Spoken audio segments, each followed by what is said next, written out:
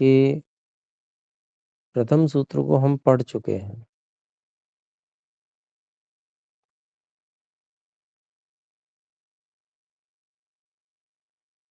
और साधनपाद के द्वितीय सूत्र को आज हम पढ़ने वाले हैं। इससे पहले यदि कोई बात पूछना चाहेंगे तो कृपया पूछ सकते हैं।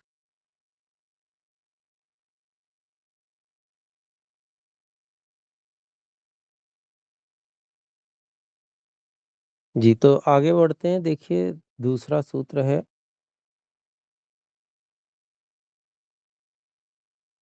उससे पहले उसकी अवतरणिका भूमिका है, स ही क्रियायोगः।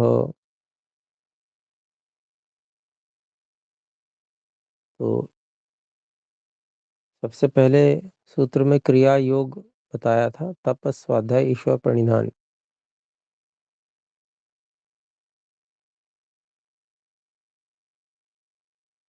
इन पर विशेष बल देने के लिए।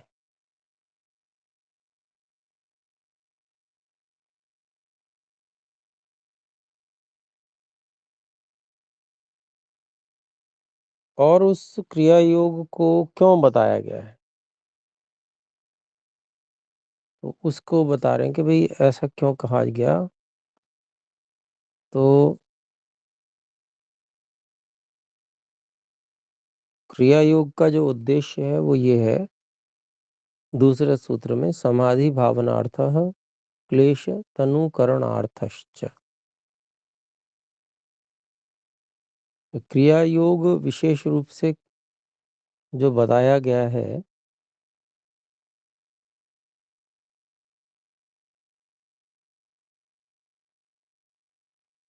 तो वह जो है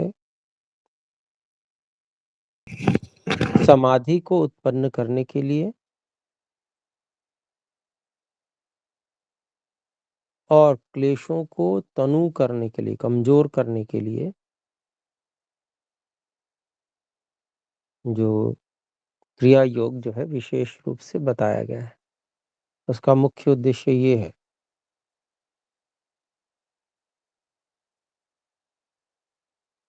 वैसे तो योग का भी यही उद्देश्य है,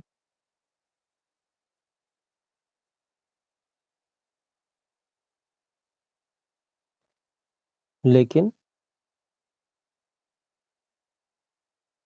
जो चंचल चित्त वाले हैं, व्युत्थित चित्त वाले हैं, उनके लिए जो क्रिया योग का विशेष रूप से निर्देश किया है महर्षि पतंजलि जी ने,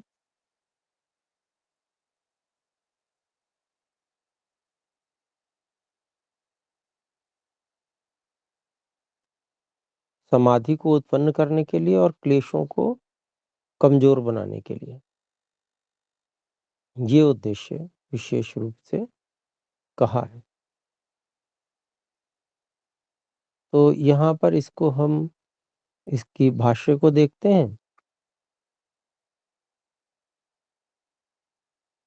स ह्यासेव्यमानः, स हि आसेव्यमानः समाधिं भावयति क्लेशांश्च प्रतनुकरोति।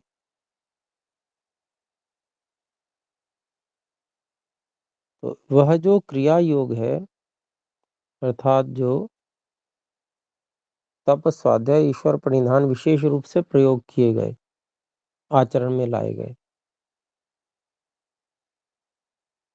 आसेव्य माना, सब प्रकार से, सब ओर से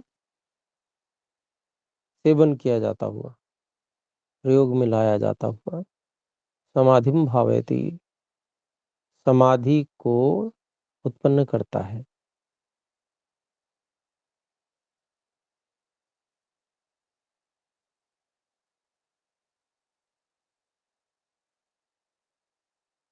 सत्ता में लाता है, अर्थात उसका अस्तित्व उत्पन्न करता है समाधि का, इसी को उत्पन्न करता है, ऐसा इसलिए कह दिया। भाव सत्ता को कहते हैं ना, भावयति।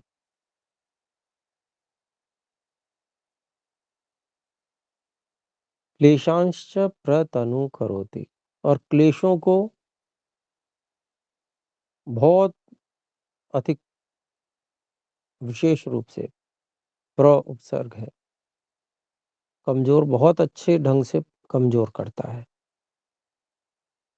अगर हम तप, स्वाध्याय, ईश्वर प्रणिधान इन 3 का अच्छे से प्रयोग करेंगे, तो समाधि को भी ये उत्पन्न करेंगे और हमारी समाधि भी लगवाएँगे और क्लेशों को भी ये कमज़ोर करेंगे। ये दोनों काम एक साथ करते हैं।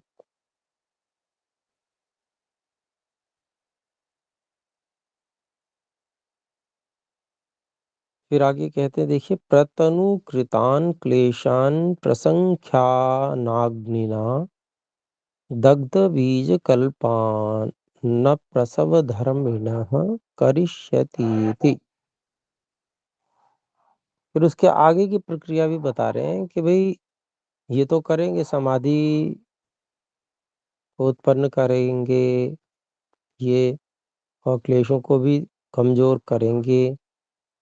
फिर उसके बाद में और भी काम क्या करेंगे, यही 3 अगर हम फिर और निरंतर इनको करते जाएँगे तो क्या करेंगे ये? प्रतनुकृतान् क्लेशान् विशेष रूप से कमज़ोर बनाए गए क्लेशों को प्रसंख्यानाग्निना बहुत ऊँचे ज्ञान की अग्नि के द्वारा प्रसंख्यान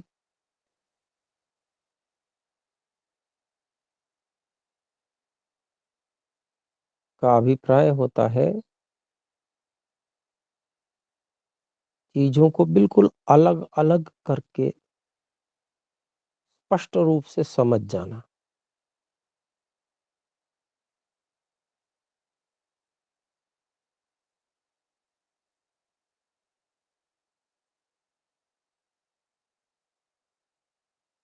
प्रसंख्या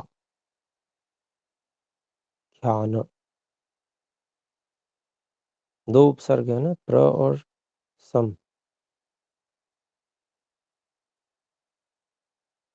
तो दोनों उपसर्ग जो हैं वो उस ज्ञान को बहुत ही अधिक विशेष और सूक्ष्म बना रहे हैं। ये दोनों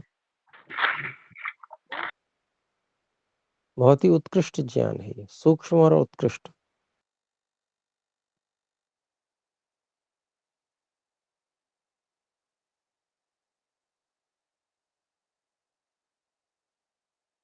बहुत ही उत्कृष्ट और सूक्ष्मता से बिल्कुल अलग-अलग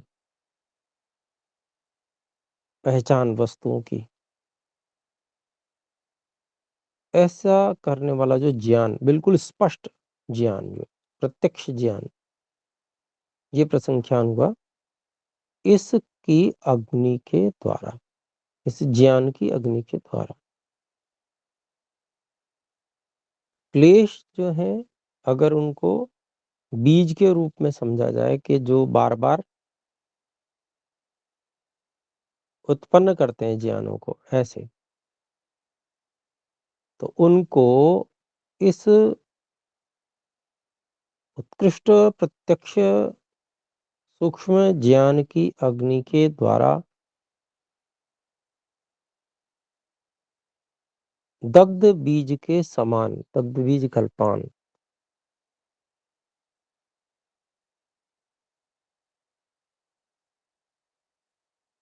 अप्रसव धर्मिणः,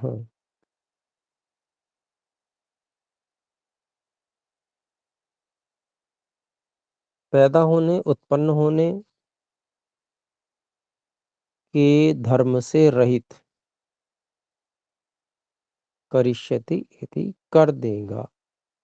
ये जो क्रिया योग है वो ऐसा कर देगा।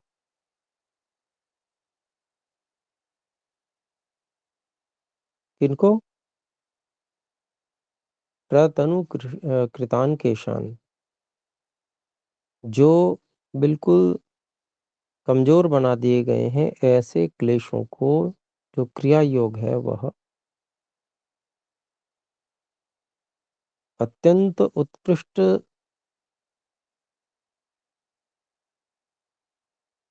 सुस्पष्ट प्रत्यक्ष ज्ञान के की अग्नि के द्वारा दग्ध जले हुए बीजों के समान।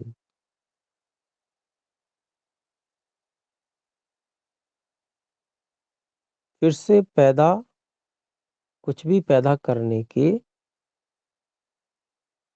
धर्म से रहित कर देगा। तेषां तनुकरणात् पुनः क्लेशैरपरामृष्टा सत्त्वपुरुषान्यता मात्र ख्यातिः।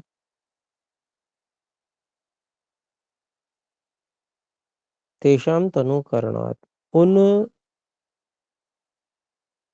क्लेशों को कमजोर कर देने से फिर पुनः क्लेशैः अपरामृष्टा,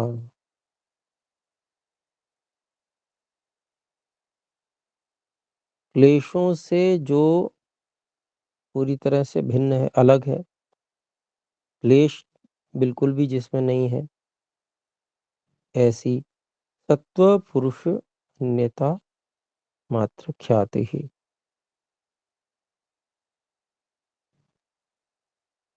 प्रकृति और चेतन आत्मा, या प्रकृति और चेतन, जड़ और चेतन ऐसा कह लें, कि भिन्नता, पृथकता, अलग अलग समझ पाना, जान पाना, इससे संबंधित जो ख्याति ज्ञान होता है, उसी को कहा सूक्ष्म प्रज्ञा। ऐसी क्लेशों से रहित, क्लेशों से जो बिल्कुल दूर है, अलग है, ऐसे प्रकृति और पुरुष की भिन्नता मात्र का ज्ञान, सुस्पष्ट ज्ञान कराने वाली जो सूक्ष्म बुद्धि है,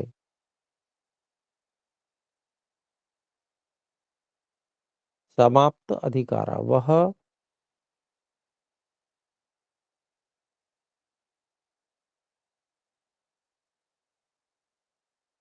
फिर से चंचल करने, संसार की ओर मोड़ने के अधिकार,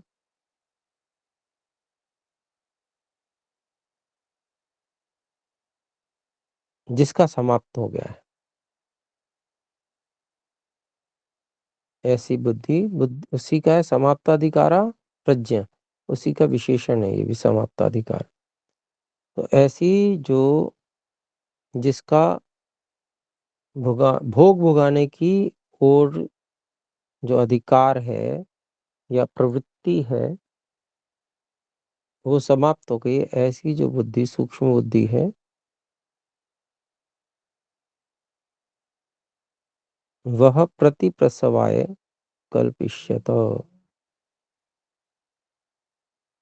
प्रसव कहते हैं जन्म लेने को, प्रतिप्रसव कहते हैं उससे विपरीत प्रक्रिया, जन्म लेना और जन्म वापस हो जाना, यानी कि समाप्त हो जाना, नाश हो जाना, कारण लय हो जाना, है ना। तो समाप्ताधिकारा सूक्ष्म प्रज्ञा प्रतिप्रसवाय, कारण में विलीन होने के लिए कल्पष्यता, समर्थ हो जाती है। तो परंपरा से समझेंगे इसको कि भाई वहां पर जो ये सत्व पुरुष अन्यथा ख्याति है, इससे जो ये जो बुद्धि है, इसका कार्य पूरा हो गया। कार्य पूरा हो गया तो अब ये पुरुष अर्थात आत्मा का ज्ञान करवा पाई, और फिर इसमें मतलब परमात्मा का भी ज्ञान हो गया, तो अब इसका कार्य पूरा हो गया। अब इसकी आवश्यकता नहीं रही, जब संबंध परमात्मा से बन गया तो उस परमात्मा से संबंध बन गया तो आवश्यकताएं सभी परमात्मा से पूरी हो गई। तो शरीर इत्यादि की भी अपेक्षा तब नहीं रहेगी, और शरीर जैसे ही बूढ़ा हो जाएगा, समाप्त होने की स्थिति होगी, तो यह जो बुद्धि तत्व है, वह भी कारण में लय हो जाएगा। ये सब बातें उसको, जो परंपरा वास्तविक है, उसी से समझनी चाहिए। यहाँ पर संक्षेप से कह दिया।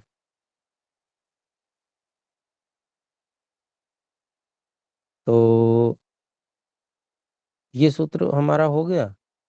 तो यहाँ पर जो विशेष बात बताई है कि क्रिया योग से भी वही स्थिति प्राप्त होने वाली है, वही सब कुछ होने वाला है, क्रम भी वही रहने वाला है जो प्रथम पाद में, समाधि पाद में बताया था। बिल्कुल वही क्रम रहेगा, बस यहाँ तप अधिक तपना पड़ेगा, ईश्वर प्रणिधान के लिए प्रयास भी अधिक करना होगा, स्वाध्याय भी विशेष रूप से करना होगा, क्योंकि वो पहले पिछले जन्मों में नहीं किया हुआ है। तो इस जन्म में अधिक प्रयास करना पड़ेगा, तो ये सब कार्य हो जाएंगे। जो समाहित चित्त वाले हैं, उनके ये सब कार्य पूर्व संस्कारों के कारण से ही हो जाते हैं। वो सामान्य रूप से ही तप में अभिरुचि उनकी होती ही होती है, तप करते ही करते हैं वो उनके लिए कोई तप कष्टकारक नहीं रहता, उनके अभ्यास में होता है, और उस तप से उनको सुख मिलता है, क्योंकि वो लक्ष्य की ओर अपने बढ़ते जाते हैं। सामान्य व्यक्ति को उसमें कष्ट अनुभव होता है कि बड़ा कष्ट सहन कर रहा है, देख के भी लगता है कि अरे ये तो बड़ा कष्ट सहन कर रहा है, ये तो बड़ा दुखी होगा। और स्वयं के लिए भी हमें भी ऐसा करना पड़ेगा, तो व्यक्ति को ऐसा लगता है, सामान्य व्यक्ति को। लेकिन जो संस्कारी व्यक्ति होता है, उसको आनंद ही उसमें आता है।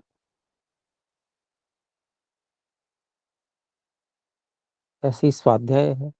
तो संस्कारी व्यक्ति स्वभाव से ही स्वाध्याय करता है, बल नहीं लगाना पड़ता कि उसको कहा जा रहा है या कि भाई करना आवश्यक है,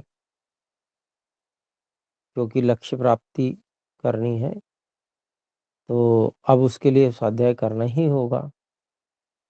तो इधर उधर से खींच खांच के मन को स्वाध्याय में लगाते हैं, ऐसा नहीं है। वो स्वभाव बना रहता है संस्कारों के कारण से, तो वो समाहित चित्त वाला हुआ। ऐसे ही ईश्वर प्रणिधान का भी विषय है, स्वभाव से ही संस्कारों के कारण से ईश्वर को समर्पण बना ही रहता है। तो वो समाहित चित्त वाले लोग हैं, और वो थोड़े से प्रयास में ही चित्त परिक्रमों को करके और तुरंत योग में आगे बढ़ जाते हैं, ऋतंभरा प्रज्ञा आदि प्राप्त कर लेते हैं। लेकिन अन्य जो चंचल चित्त वाले हैं, जिनके पास संस्कार कम है, संस्कारों से रहित तो कोई भी नहीं होता, न्यूनता अधिकता होती है, प्रतिशत बदल जाता है। भोग के संस्कार मान लीजिए अधिक भोग भोग लिए तो भी अब वहाँ अच्छे संस्कार भी होंगे, लेकिन भोग के संस्कार भी होंगे, तो भोग में रुचि भी होगी व्यक्ति की उतनी तीव्र। तो वहां पर फिर व्यक्ति को ये विशेष रूप से ग्रहण करना पड़ेगा, तपस स्वाध्याय और ईश्वर प्रणिधान का विशेष रूप से। तो उसमें सबसे अच्छी स्थिति कहाँ पर है मिलेगी ये, तो वो गुरुकुलवास या वानप्रस्थ में, वन इत्यादि में ही ये स्थिति सर्वश्रेष्ठ और अनुकूल मिलती है। अनुकूल मतलब तप भी व्यक्ति बहुत तप करके और अपने लक्ष्य की ओर बढ़ सकता है, क्योंकि समाधि भावना के लिए अनुकूलताएं मिलती हैं। गृहस्थ में एकांत ही प्राप्त नहीं हो सकता, संभव नहीं हो पाता। तो समाधि की भावना कैसे कर लेगा, अर्थात समाधि को उपस्थित करने के लिए प्रयास कैसे करेगा व्यक्ति।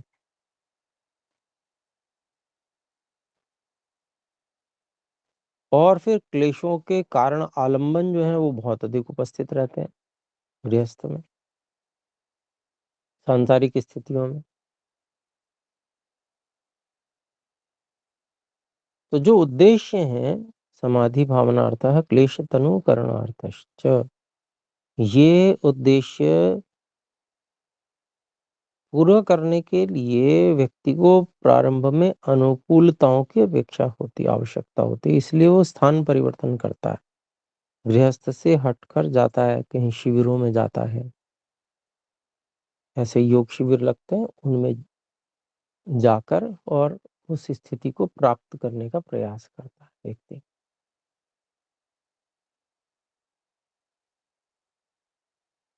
और वो अस्थायी प्रयास है, वानप्रस्थ लेना, ये जो है एक अच्छा और उत्तम प्रयास है। इसके द्वारा बहुत अच्छा कार्य किया जा सकता है इस पे। तो आइए तीसरा देखते हैं, सूत्र है, इसकी भूमिका है, अथ केते क्लेशाः कियन्तो वा इति। जी बहन स्मृति जी कुछ पूछना चाहते हैं, पूछें। जी, जी। आचार्य जी, इसमें आपने बोला कि अ, दग्ध बीज मतलब जले हुए बीज के समान हो जाते हैं। हमारे कलेश क्या दग्ध बीज जैसे हो जाता है इसमें? जी देखिए, संस्कार जो होते हैं चित्त पर, जी, उसमें दो विभाग हैं। एक स्मृत्यात्मक, अर्थात जिससे स्मृतियां उत्पन्न होती हैं, और एक जिससे क्लेश उत्पन्न होते हैं। जी, संस्कारों में क्लेश वाला भाग भी है, क्योंकि जब भी हम कुछ कर्म करते हैं तो उसमें जी, कहीं ना कहीं पीछे भाव, राग, द्वेष इत्यादि का रहता है, उसी को क्लेश कहते हैं। जी, तो एक तो हमने ये कार्य किया, ऐसा हुआ, ये स्मृति हुई, और जी, उसके साथ में हमारी कुछ भावना भी जुड़ी हुई थी, जिसको क्लेश कहते हैं हम। जी। तो जब सत्य ज्ञान हो जाता है, हुँ, हुँ। सर्वोत्कृष्ट ज्ञान हो जाता है, तो उस ज्ञान के की अग्नि से ये क्लेश वाला भाग संस्कारों में से नष्ट हो जाता है, दग्ध बीज हो जाता है। सामान्य रूप से नहीं होता जब तक ज्ञान नहीं हुआ। तो क्या होगा, सामान्य रूप से जब ये नष्ट नहीं हुआ, यानी कि वो जुड़ा हुआ है, तो क्या होगा, स्मृति के साथ में वो राग भी उभर के आएगा, जी, वस्तु जी। में राग उभर के आएगा साथ में। और जब राग भी उभरेगा, राग की प्रवृत्ति क्या है, वो किसी चीज में आकर्षण उत्पन्न हुँ, करता है, कल्पना कीजिए। हुँ, हुँ। तो जब वो आकर्षण फिर से उत्पन्न करेगा, स्मृति के साथ में वो आकर्षण उत्पन्न होगा, तो व्यक्ति की प्रवृत्ति फिर से हो जाएगी। जी, ये है प्ररोह, अगली क्रिया में प्रवृत्ति कराना, बीज जी, का प्ररोह है ये। लेकिन जब व्यक्ति को ज्ञान हो गया, तत्व ज्ञान हो गया, तो ज्ञान की अग्नि इतनी प्रबल होती है कि वो सर्वत्र पहुंच जाती है, सभी संस्कारों तक पहुंच जाती है। बिल्कुल। और जी, ज्ञान की अग्नि, उसका अभ्यास इतना करता है व्यक्ति कि वो ज्ञान में ही सदा रहता है, शुद्ध ज्ञान में ही सदा रहता है। अब जब जी, जी, स्मृति उत्पन्न होगी, तो ये तो ध्यान रहेगा कि पिछली बार मैंने इस भावना से युक्त होकर ये कार्य किया था, परंतु जो तत्व ज्ञान में जिसमें वो निरंतर रह रहा है, जी रहा है उस तत्व ज्ञान के साथ में, वो उस क्लेश को वहीं पर समाप्त कर देता है, नष्ट कर देता है। क्योंकि राग तो फिर रह नहीं जाएगा ना, जब तत्व ज्ञान रह जाएगा, यानी कि किसी चीज के विषय में यथार्थ ज्ञान पता है कि भाई ये वास्तव में ऐसा है, तो आकर्षण कहाँ रहेगा, जी, आकर्षण जी, नहीं जी, रह जाएगा, राग भी नहीं रह जाएगा उसमें। तो वो भाव समाप्त हो जाता है। इसी को यहाँ पर उन उन जो क्लेश वाला भाग है उसको जल जाना कहते हैं उस ज्ञान की अग्नि से। ठीक है जी। जी। और एक बारी बस एक ये दूसरा अक्षर है, हया से सेव्यमानः, इसका मतलब बताइए? जी, स ही आसेव्यमानः संधि है, यह हुआ एक यणचि से, इको, तो स ही आसेव्यमानः, वह क्रिया योग निश्चय से ही निश्चयात्मक अर्थ देता है, वह निश्चय से आसेव्यमानः, वह क्रिया योग सेवन किया जाता हुआ, सब प्रकार से, बहुत अच्छी प्रकार से, आ उपसर्ग पूर्वक है, सब ओर से सेवन किया जाता, मतलब पूरी तरह से सेवन किया जाता हुआ, किसी भी चीज में, किसी भी क्रिया में उस क्रिया योग को छोड़ा नहीं जाएगा, हर तरह से, हर पूरी तरह से सेवन किया जाएगा, मतलब ये अभिप्राय है आसेव्य माना का। ठीक है जी।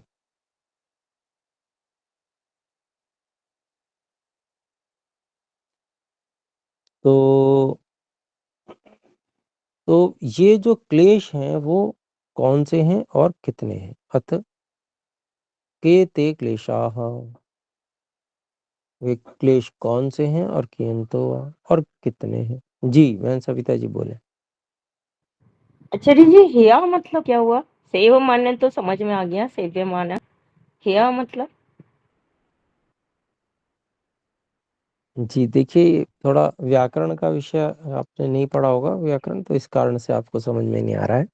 संधि है, इसको अलग अलग करेंगे तो स ही आसेव्य माना है, ऐसा होगा। हाँ हाँ, अब समझ में आ गया, ही होगा। यण संधि हो रही। जी, तो वे क्लेश कितने हैं ये पूछा गया, प्रश्न है अवतरणिका में, कौन से वो क्लेश हैं और कितने हैं? क्योंकि भाई क्लेश, अगर क्लेशों की बात की जा रही है, क्लेशों को तनु करना है, कमजोर करना है, तो पहले पता होना चाहिए क्लेश हैं क्या, तो उनके बारे में स्पष्ट रूप से बताएंगे। अविद्यास्मिता रागद्वेषाभिनिवेशाः पंच क्लेशाः, ये 5 क्लेश होते हैं, पंच क्लेशा कौन कौन से? अविद्या पहला, अस्मिता दूसरा, राग तीसरा, द्वेष चौथा और अभिनिवेश, 5 क्लेश हैं। ये क्लेश अगर हमने समाप्त कर दिए तत्व ज्ञान से, कहने में तो बड़ा सरल लगता है, परंतु ये इतने गहरे में पहुंचे हुए हैं कि अभी आगे आएगी बात, देखते हैं। भाष्य,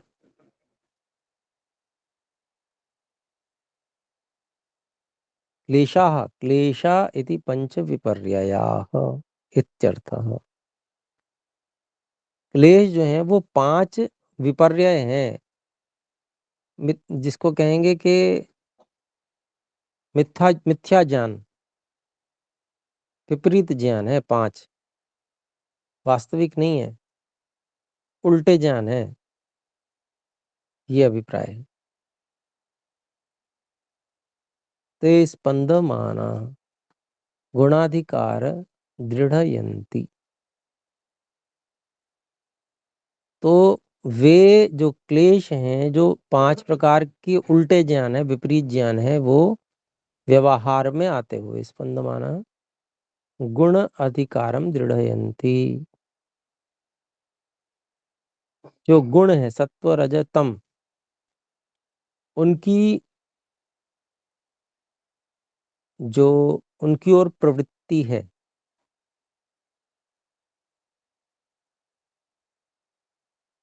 जड़ की ओर आकर्षण, ये अभिप्राय हुआ, संसार की ओर आकर्षण, उसको ये दृढ़यंती दृढ़ करते हैं, 5 क्लेश।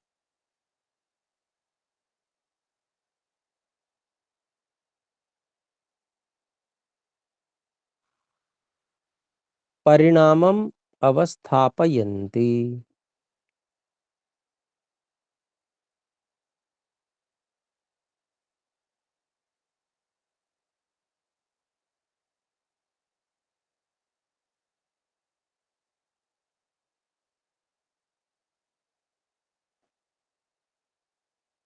प्रकृति के जो परिणाम हैं अर्थात गुण, प्रकृति के परिणाम क्या है?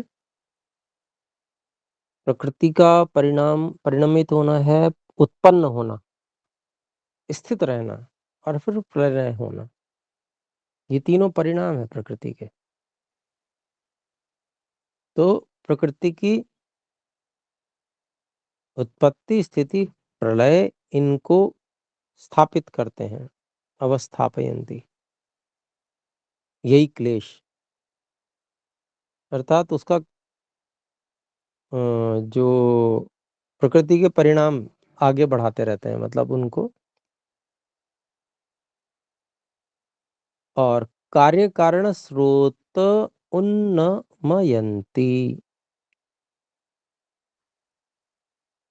कार्य कारण अर्थात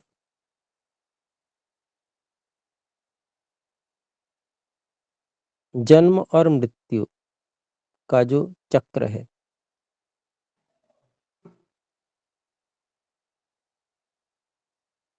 उसको बढ़ाते रहते हैं। कार्य कारण के बहुत से अर्थ ले सकते हैं, यहाँ पर हम जन्म और मृत्यु ऐसा ले सकते हैं। फिर है परस्पर अनुग्रह तंत्री भूयम।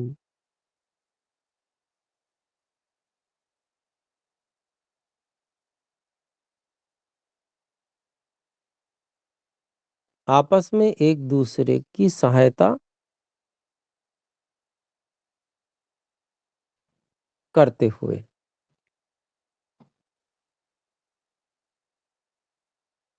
एक तंत्र के रूप में, एक व्यवस्था के रूप में एक दूसरे की सहायता करते हुए।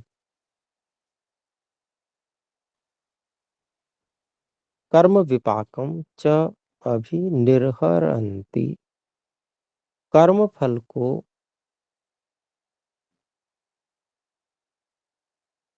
भुगवाते हैं।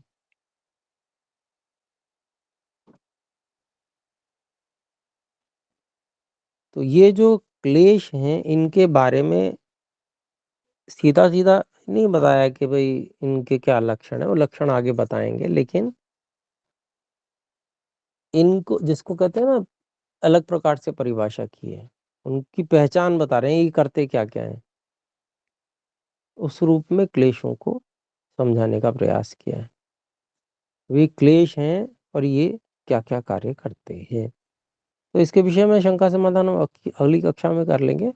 आप नोट करके रख लीजिए, क्योंकि समय अधिक हो गया आज, क्षमा करें। आइए एक बार ओम का उच्चारण करें।